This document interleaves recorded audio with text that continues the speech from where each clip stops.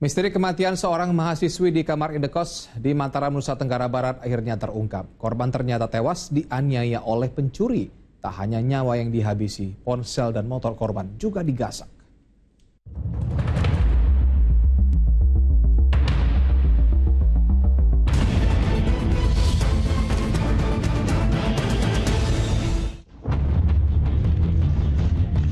Dua bulan dalam pengejaran polisi, inilah sosok lelaki kejam yang telah menghilangkan nyawa mahasiswi di Mataram, Nusa Tenggara Barat.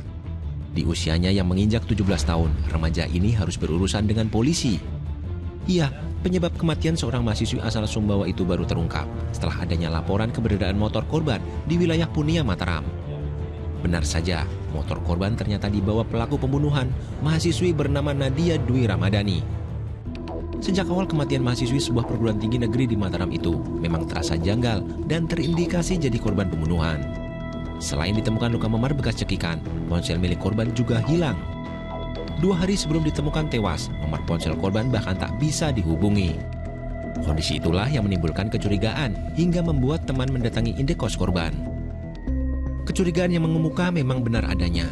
Korban ternyata tewas dibunuh oleh seorang pencuri. Di hadapan polisi, tersangka mengaku panik dan spontan karena aksi pencuriannya ketahuan.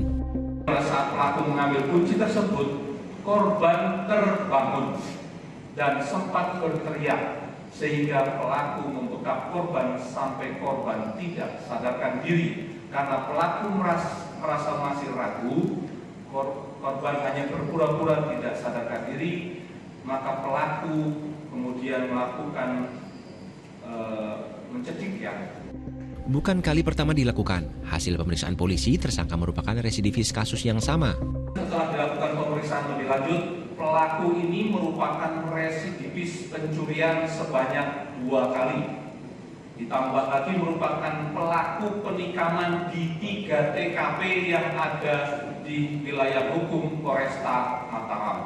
Peristiwa bermula pada Minggu malam 17 Mei 2026. Kala tersangka memang sengaja mengincar sebuah indekos di kawasan Gombong, Mataram, Nusa Tenggara Barat.